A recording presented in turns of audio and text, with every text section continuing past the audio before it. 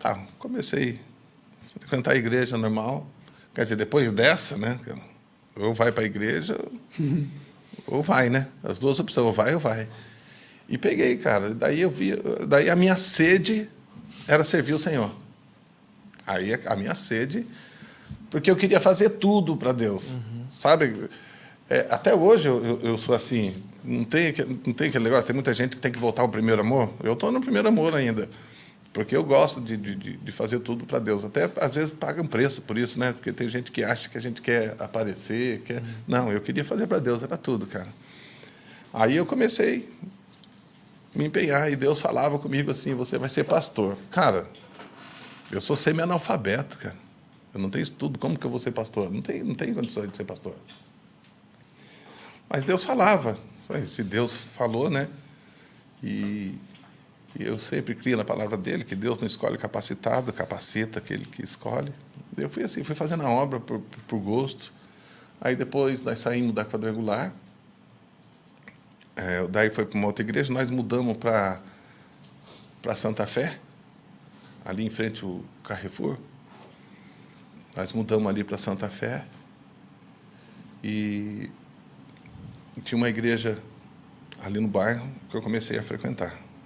A igreja de Santa Fé. Pastor Dilson, que Deus o tenha, né? Deus já levou. E ali também a mesma coisa. Comecei a fazer a obra de Deus. Fazia tudo que precisava na igreja. Eu era pedreiro. O portão que tem até hoje lá, eu passei lá esses dias, foi... Quando foi a última vez que nós viemos aqui, amor? Acho que foi semana passada? Semana passada. Semana retrasada eu vim para cá.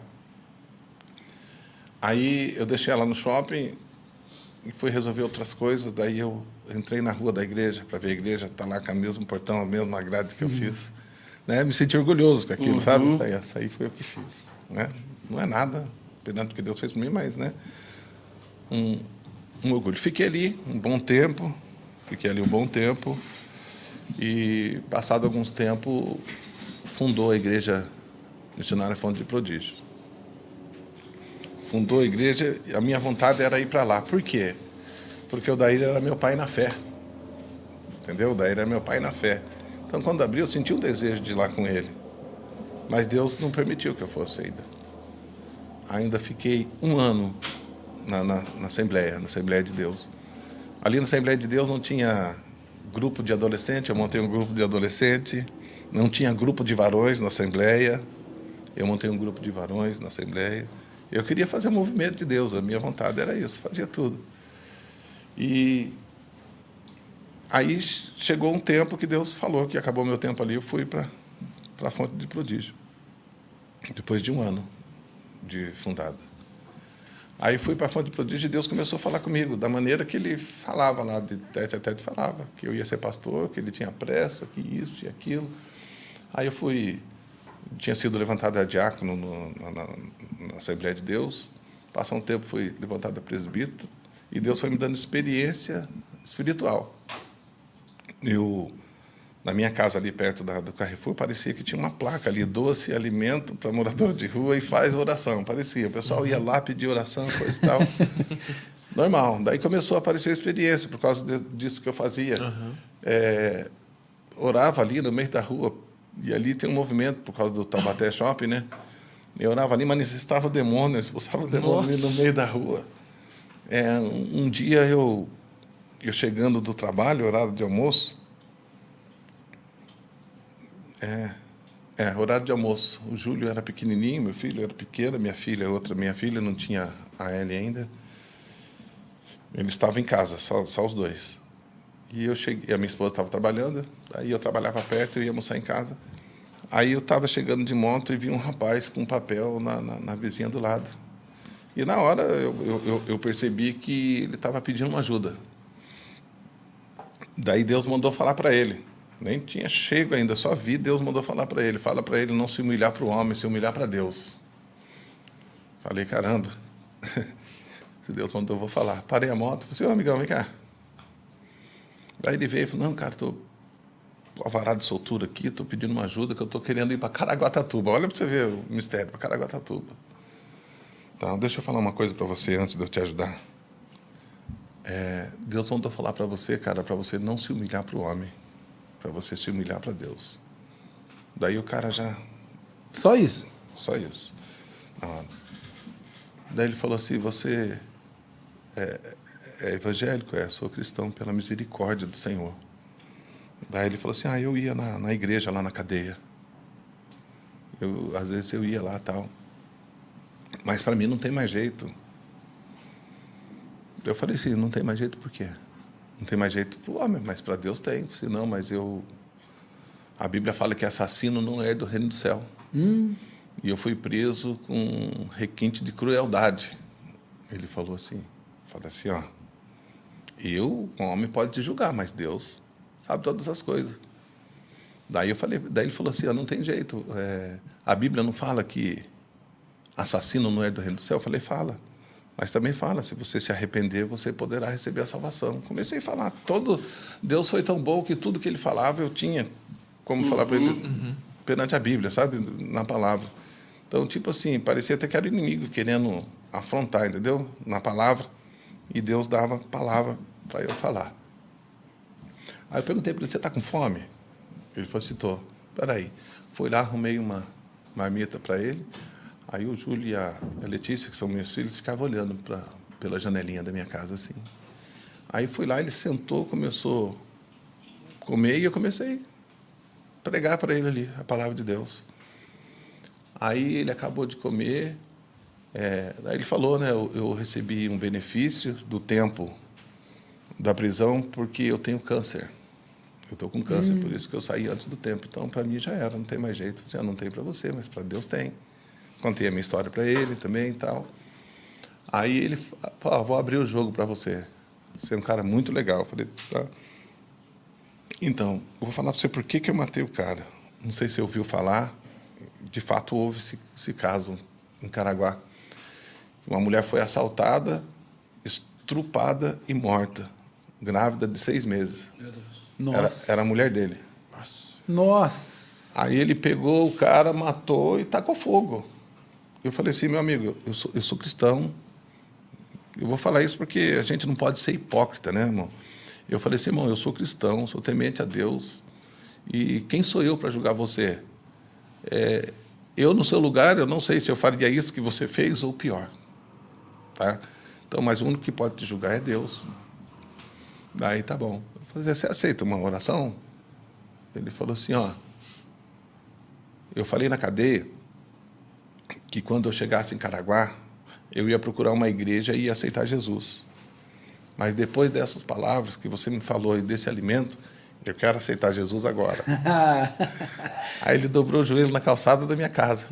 Ele dobrou o joelho. Na hora que ele dobrou o joelho, coloquei a mão na cabeça dele, manifestou o demônio. Começou a gritar, ele é meu, ele é meu. Aí começou, falei, você está repreendido em nome de Jesus. Queria fazer graça. Colocou a mão para trás, eu expulsei ali. O demônio se retorceu todo, os dois com medo, olhando meus filhos, sabe, olhando para a janela com medo, a pessoa passando na rua, eu repreendendo o demônio ali, não estava nem aí. Não estava nem aí. Depois do que Deus fez comigo, eu sou ali, eu sou servo do Senhor. Aí, pela misericórdia de Deus, o demônio foi embora, tal, ele ficou meio assim. Tá, rapaz, olha, eu vou falar uma coisa para você. A minha mulher era... Esqueci o emprego que ele falou lá. Ela trabalhava, eu também trabalhava. E vou falar uma coisa para você. Aí eu tenho um dinheiro para receber. E se você me curou, ele falou assim, se você me curou, eu vou vir aqui trazer um dinheiro para você. Sabe por quê? Porque quando você estava orando para mim, eu senti um negócio saindo daqui. Eu acho que foi o câncer, ele falou para mim. Aí aquilo veio um fogo de Deus, né, sobre minha vida. Assim. Eu falei assim para ele assim, olha, eu creio que você foi curado, mas não foi eu que curei, eu não tenho poder para isso. Quem tem poder para isso é Jesus, e eu creio que Ele te curou. Então, sabe o que você faz? Entrega a sua vida para Ele e siga o caminho dEle. É só isso que Ele quer de você. Aí ele falou assim, então, quero aceitar. Aí eu fiz o apelo para ele falar as palavras, confessar. Ele confessou ali e tal. Aí eu falei para ele assim, espera aí que eu vou pegar o dinheiro para você ir para o Caraguá. Ele falou assim, de você eu não quero mais nada. E saiu glorificando Deus. Foi embora, não quis o dinheiro para ir para Caraguá, você acredita? Nunca mais eu vi ele. Né? Gostaria muito de ver, né? Gostaria muito de ver. Então, isso aí foi mais uma das experiências. Isso foi Deus mostrando que ele tinha algo na minha vida. E aí, na igreja, começou o negócio. Todo profeta que ia lá, Deus usava para falar comigo. Que eu ia ser pastor, que Deus tinha um rebanho para me cuidar, que não sei o quê. Eu não me via, não me via. E aí chegou uma época que a igreja, a Fonte de Prodígio, estava se expandindo, né? E tinha 2 igrejas para abrir aqui. E eu ia para Caraguá, a cada mês, todo mês eu ia para Caraguá, para a gente ir para a praia, eu com a minha esposa. Como um bom taubatiano, né? É.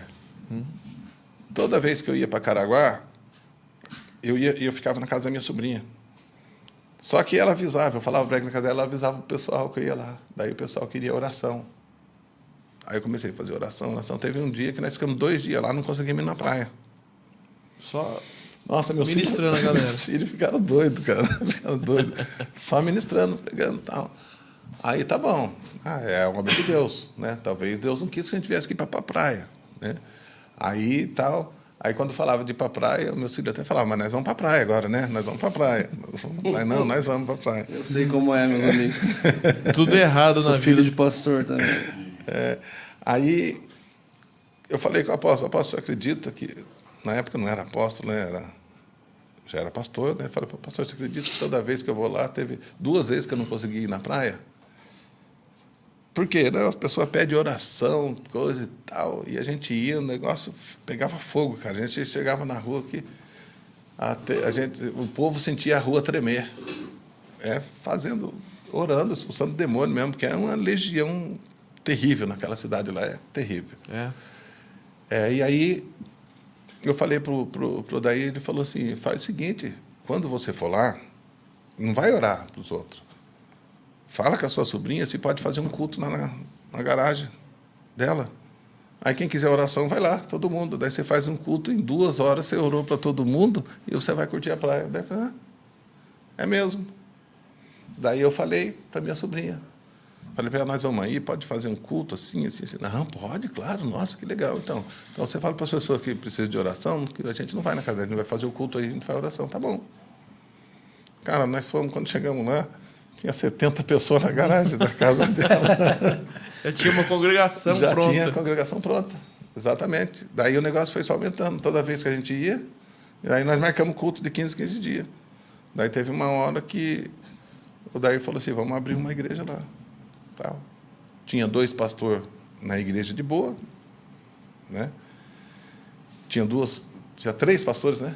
Tinha 3 pastores, tinha 2 igrejas que ia abrir, que uma já ia abrir de imediato. E o apóstolo falou lá, amém, vai, né? Tem pastor, tal. Aí ele falou para mim, vamos abrir a igreja lá e é você que vai. Eu falei, como assim? Daí minha esposa falou assim, eu não vou, minha esposa. Eu não vou. Para Caraguá, não vou, de jeito nenhum, tal. Quem que é que desobedece a Deus, né? Não tem jeito. Aí, eu não falava não. Eu falei, se Deus quiser que eu vá, eu vou. Eu já aprendi que é Deus que capacita, né? Ele não escolhe capacitados. Se Deus quiser, Ele garante. Aí tiveram uma reunião com a diretoria da igreja, né? E o pessoal falou assim, a gente manda fulano de tal para Caraguá, e deixa o Edivaldo aqui, porque ele não tem experiência, né, de dirigir uma igreja. Daí eu falava assim, não, mas Deus mandou ele. Ele disse, não, tudo bem, ele pode até ir, mas manda o pastor que já é pastor, que eu não era pastor, manda o pastor que já é pastor, que tem experiência, e deixa ele aqui, que está perto de nós, na outra congregação que vai abrir, porque aqui ele está perto de nós, qualquer coisa a gente está pronto para ajudar. Daí eu bateu o pé e falei assim, não, é ele que vai para Caraguá. Daí nós fomos, aí ela teimou que não ia, aí eu fui convidado para pregar numa igreja no Araretama. E nós fomos pregar na igreja. Na verdade, eu não fui convidado lá para pregar, né? Eu fui lá pregar, mas na verdade é que Deus queria falar com a gente lá, com ela, principalmente. Fui lá, preguei, foi uma bênção, Deus falou para ela. Falou, você está com medo por quê? Sou eu que estou te enviando para Caraguatatuba. Falou o nome da cidade para ela. Aí olhou para mim e falou assim, não se preocupa com o terno, que eu vou te vestir. Eu só tinha um terno, cara. Uau. Eu só tinha um terno que eu ia domingo na igreja, eu tinha um terno.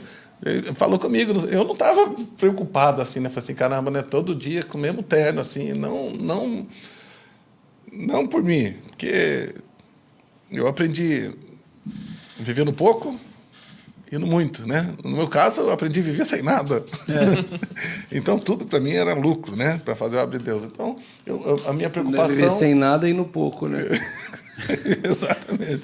No muito fazia tempo já. Que não...